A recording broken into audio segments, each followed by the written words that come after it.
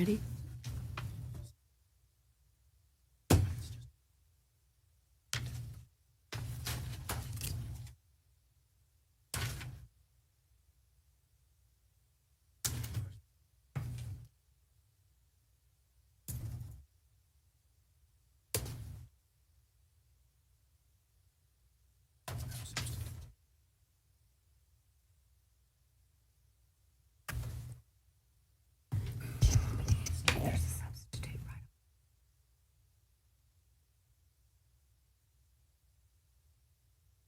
The chair lays out Senate Bill 1565 by Senator Creighton and recognizes Senator Creighton to explain the bill.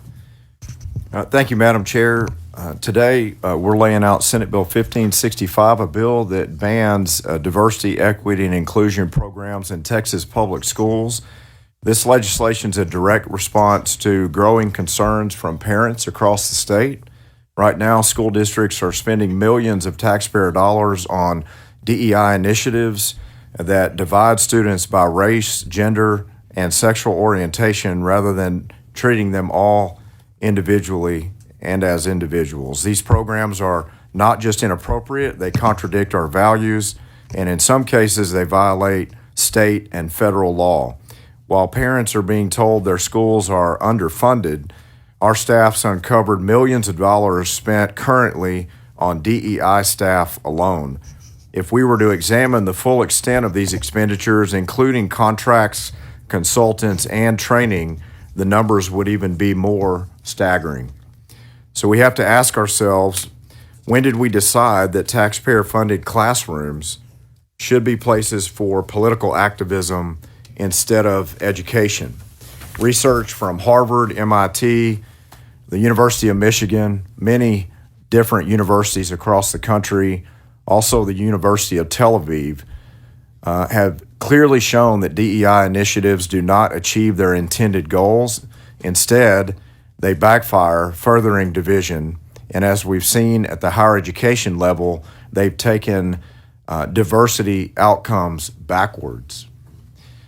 Beyond the wasteful spending, DEI offices in multiple school districts have actively worked against state law in public hearings, in front of the media, well documented. We've seen districts advise students on how to circumvent protections for women's sports. We've seen mandatory training sessions that push political ideology over instructional best practices, sessions like Privilege 101 and Creating Brave Spaces. In some cases, DEI offices have even facilitated social transitions for students without parental consent. Teachers, too, are feeling the pressure. Many report that professional development for teachers has turned into political re-education, making them feel unwelcome in the very schools they serve. Senate Bill 1565 directly addresses these concerns. It defines and prohibits DEI-related duties, ensuring that no school staff member can be assigned or required to perform them. It strengthens the existing ban on critical race theory, requiring school districts to adopt clear enforcement policies. It gives parents structured grievance processes to hold their districts accountable with a clear pathway to the Texas Education Agency for final redress if necessary. To ensure compliance, school districts must certify every year that they're following these provisions of the law, and that certification must be approved in a public board meeting where the community has the opportunity to provide testimony on any subversion of current law. It must also be posted online and submitted to the TEA, making this information publicly available. Most importantly, this legislation gives parents the power that they deserve to hold districts accountable through this grievance process, also included in this legislation. The policy is designed to increase transparency. Parents can first raise concerns with the campus principal, who must respond in writing. If unsatisfied, they can escalate the issue to the superintendent, then the school board. If the board's final decision is still unsatisfactory, parents can request a hearing before an independent examiner. The school district bears the cost of the hearing unless the parent's claim is deemed to be frivolous. If more than 5 grievances are upheld against a district, the superintendent is required to appear in a public hearing before the State Board of Education, which matches current law in Florida and other bills across the nation that are currently pending. Now, I know that opponents will work overtime to make this bill something that it's not. We've seen it many times when we advance policies that empower Texas parents. Some will say we're pushing this for political reasons or that it's a solution in search of a problem. But in reality, it's clear these programs are already in our schools using millions of taxpayer dollars meant for the classroom to fund political activism and political agendas. We've seen the evidence, DEI staff being paid 4 times what teachers are paid. And knowing that, those required ideological trainings and policies that divide students rather than educating them. I know that some people here have sincere questions about how the bill could affect our students, how our students are taught. So to be clear, this bill does not impact the TEKS or teaching of our state or nation's history. When the Senate passed the ban on critical race theory, we had extensive discussions about these fears in many different public hearings and long conversations and debates on the Senate floor with all stakeholders involved. And despite all of the misinformation, no historical lessons were taken out of curriculum following the ban on critical race theory, and no history was erased from our classrooms. After several years, we can feel confident that these concerns expressed at that time were unwarranted and designed to promote chaos, division, and ultimately created disadvantages that could have hurt our students all across the state. For districts that have stayed focused on their mission, which is the vast majority of public schools in Texas, the bill changes nothing. So if you feel like this does not exist in public schools, you should support this legislation, because if it does not exist, you'll have no problem with a ban on something that does not exist. But a few dozen districts are out of compliance, and those who educate a substantial portion of the students in this state, and some large urban centers spending hundreds of millions of dollars on this effort, Senate Bill 1565 ensures accountability, transparency, and a return to academic excellence, which is the minimum that our moms and dads and guardians and grandparents deserve, not to mention, first and foremost, our students.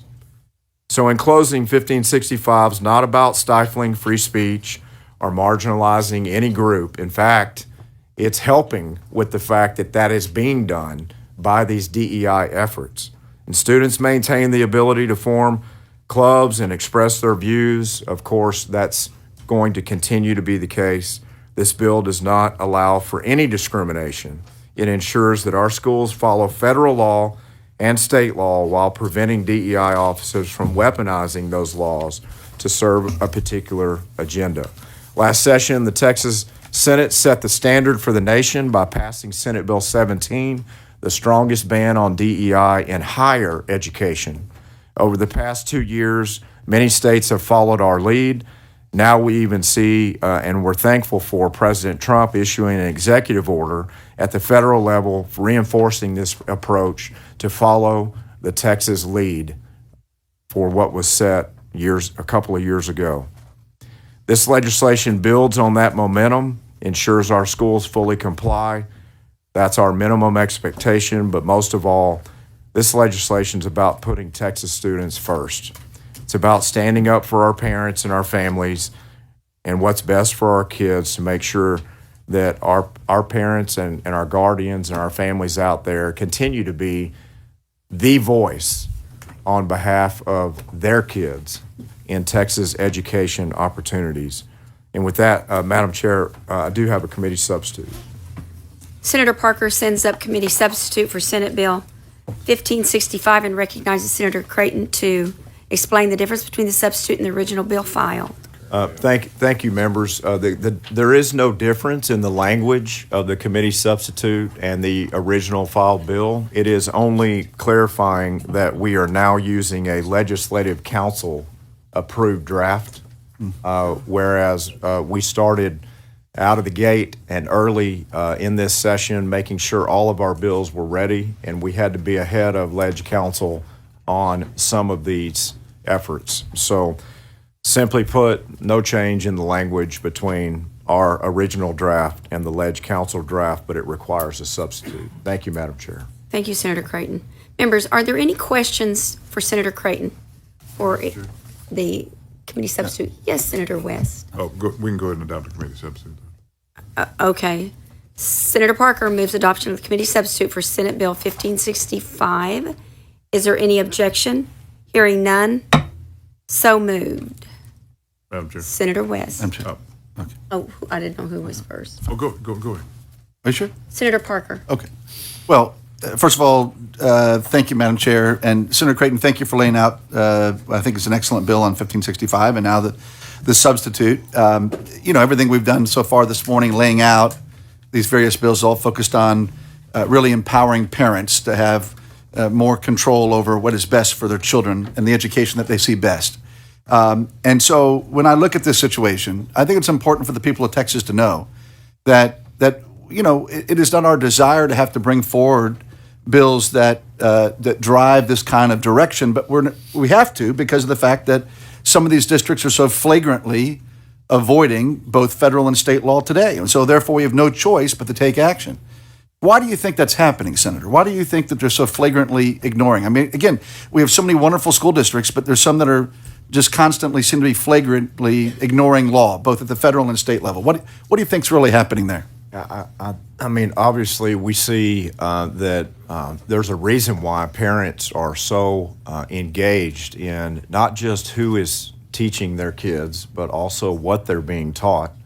And we, especially since the COVID years, and parents were not just reviewing homework, but were immersed in lesson plans and curriculum and teaching methods, sometimes with a viewpoint that just is really rarely seen because those kids were learning at home during those time frames. And I think we're feeling seeing a bright light shine upon some of the political activism in our schools and obviously I mentioned in our universities and how, our constant effort on this committee with oversight over our Texas public schools across the state is to make sure that kids are certainly focused on reading, writing, arithmetic, and the curriculum through the TEKS that's designed, and it evolves, but it evolves with expertise that's constantly looking over it, but mainly and thankfully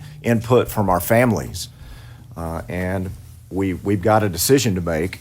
Do we continue to condone hundreds of millions of dollars being used in that kind of nefarious effort that is not tied to learning in the classroom, or do we allow it to continue to grow? No, I think that's exactly right, Mr. Chairman. And I mean, you think about it. I mean, education should be about those basics, right? Kids need to learn to read and write, need to understand math and science, and how to be able to be analytical and have those skills to understand our history and all those things that we're talking about that are happening in some of these districts that are flagrantly ignoring the law.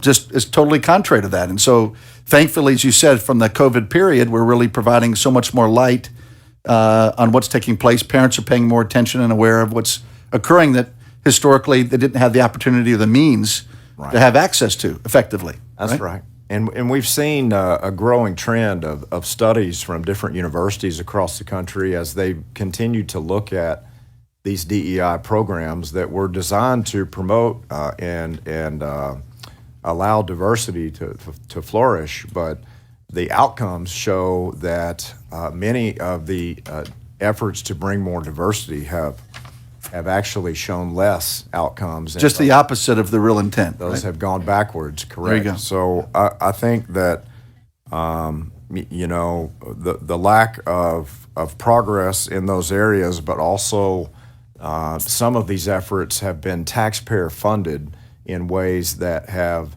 actually been weaponized against marginalized or vulnerable populations, and that's certainly not the intent of it. I agree with you I wouldn't fully. have thought from the beginning of how it was designed. So we've taken these steps at the higher education level, but many asked us last session why we left K through 12 behind. Yes. And I think in 141 days, 5 months every other year, of course, we had extensions last time around. We only have so much runway to consider 11,000 bills in that session, and then only so much time on the clock to have 8 to 10 hour debates. When you add all that up, the traffic jam is heavy, and that's why we continue our work session to session on these similar efforts. So, Well, thank you for answering the question, and thank you for your leadership on the bill. Yeah, thank you. Senator West. Thank you very much, Madam Chair. Yes. My distinguished colleague from Plano, I don't entirely agree with his assessment, but what I want to do is to make certain that we have a conversation about what is being proposed. It appears as though that there's an issue in some person's mind about the use of diversity, equity, and inclusion in our public school system. I understand that what we normally do around here, the years I've been here, if there's a problem, we don't normally throw the baby out with the bathwater. And as I said in the debate that we had concerning higher education, we're throwing the baby out with the bathwater without really giving any real direction in terms of what should or should not be done. Some institutions going overboard, some not going far enough. At the higher education. At the higher education. And I'm concerned that this is going to have the same effect. So let's dig down into this a little. As it relates to Section 2, I'm looking at the committee substitute. And so it can be no mistake about this. It gives a specific definition. Diversity, equity, and inclusion means influencing hiring or employment decisions with respect to race, sex, color, or ethnicity as necessary to comply with state or federal anti-discrimination laws.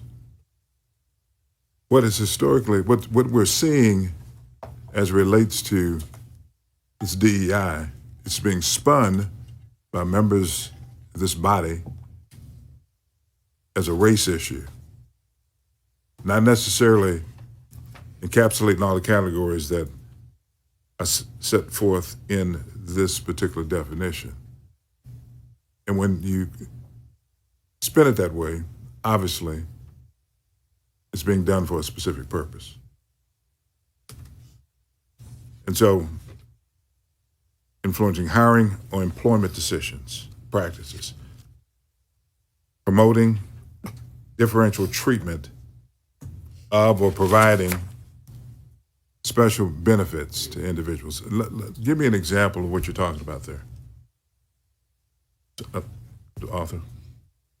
Well, you mentioned that it's tailored just for race and ethnicity, but it's No, it's not. okay. I had to say that. okay. I thought you had just mentioned that maybe the focus. No, was- what I'm saying is that what's going on in spinning this diversity piece, some of the people that are out there talking about it are spinning it that way. And that's not the definition because there are other subcategories that are placed in the definition. Correct. That's right. And so what I'm asking you to do is give me an example of promoting differential treatment of or providing special benefits. Well, preferential treatment or a special benefit, you and I both know, I mean, you could tell me just as well, it would be a preference of someone for their status, for race, ethnicity, gender, LGBTQ status, whatever it might be, on their description over someone else that might be, from a merit-based standpoint, more qualified for the job. If we're talking about hiring, for instance, so there's all kinds of special categories that you could say include an equity lift for a person based on their status rather than their merit. Equity lift based on their status as opposed to merit. Yes, propelling someone into an opportunity or a benefit not because of merit, but also because of not because of merit, but because of a certain status or background or description that they hold. Okay.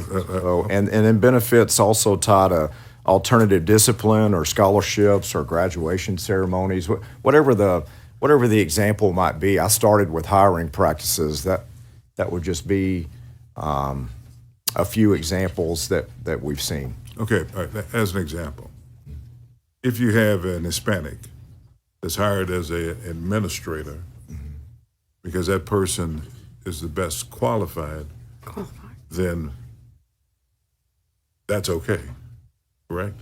If you have a female that's hired as an administrator, that's okay, correct? If they're the best for the job, correct? Right. Yeah. And that determination as to who's best for the job would be, in this instance that we're talking about, would be the administrator. It would be the, I guess, superintendent, or whoever heads up that school district. That's right. Okay. Yeah. Regardless of the demographics of that particular school district. That's right. But for instance, if a certain political statement or loyalty oath was required to be signed to say that you're of a certain political ideology or a belief system, to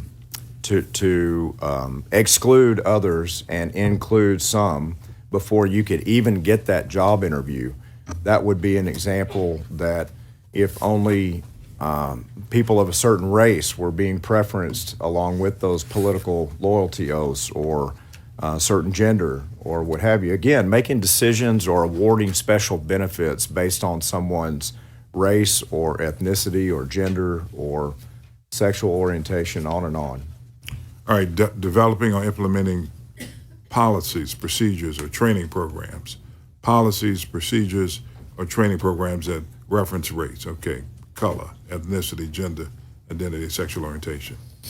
And compelling, requiring, inducing, or soliciting any person to provide a diversity, equity, and inclusion statement.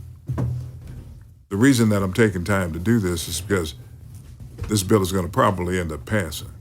And there's going to be a lot of persons trying to implement it at a school district level. And so there's going to be people that go too far, people don't go far enough. And so I wanted to take this moment to just kind of make certain that we spend some time with those that are here that they can fully understand, or I shouldn't say understand, at least appreciate what this bill, which I disagree with, is saying. I disagree with it from the standpoint that we're throwing the baby out with the bathwater. As I've said to you before, as it relates to the issue of race and also sex. Hell, we've been using race and sex for over 400 years, okay? And if we're going to stop doing it, let's stop doing it. Should have stopped doing it a long time ago.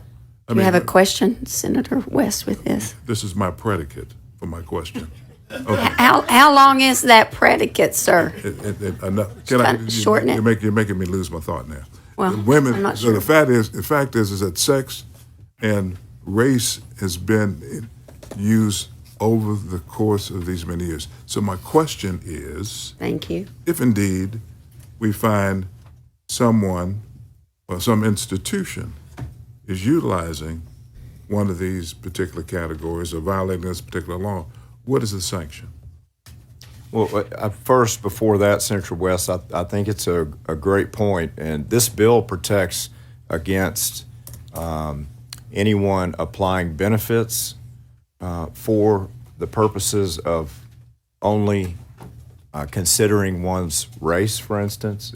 It also speaks to applying burdens just because someone is of a particular race or gender. So the legislation is very balanced in both aspects, not just benefits, but also you can't apply burdens either.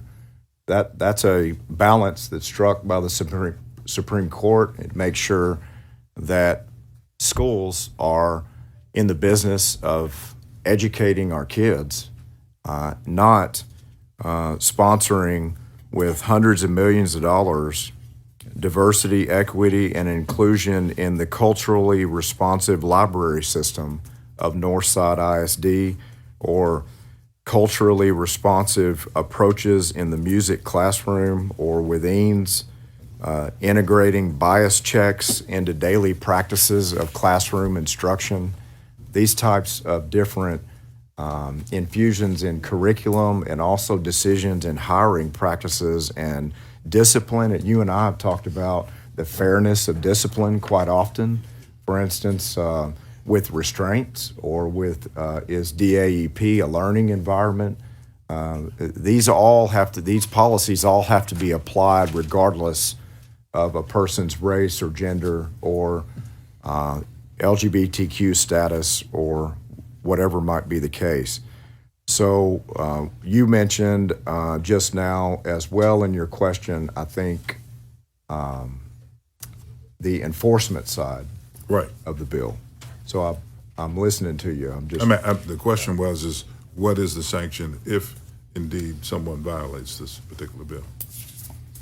We've got a section on that. We have a grievance process.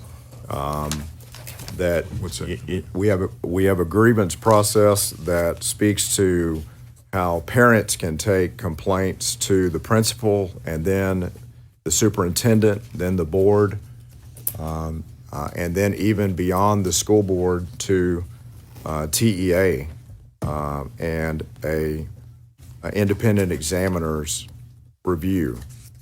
And that section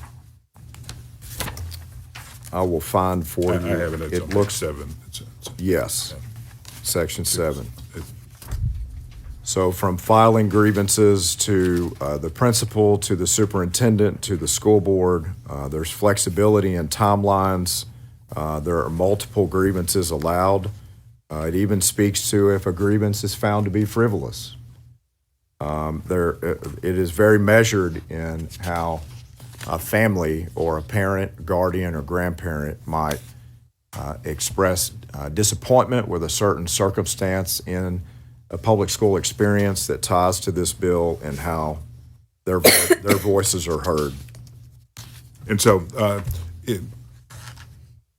after going through this administrative process, parents, let me back up, is the Commissioner of Education the final say on whether or not there's a violation, or can this be appealed to a court of law?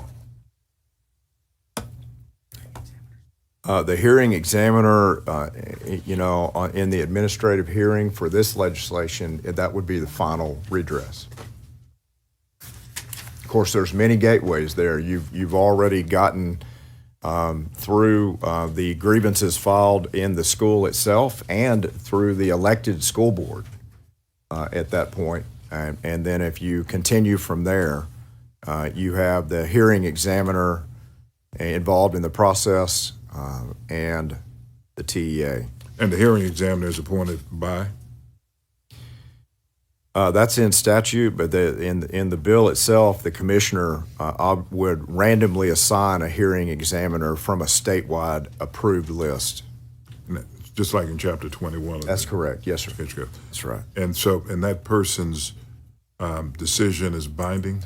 That person's decision is binding, and the school districts themselves would adopt policies for the discipline of any staff who don't follow, for instance, the requirements on DEI or CRT. So you would have, it depends on what type of grievance we're talking about here, but the school district is involved in setting the policies, and the grievance process is outlined in the bill.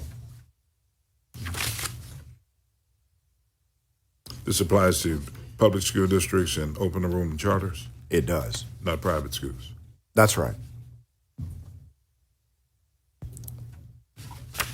Thank you, Madam Chair. Thank you, Senator West. Members, any other questions? With that,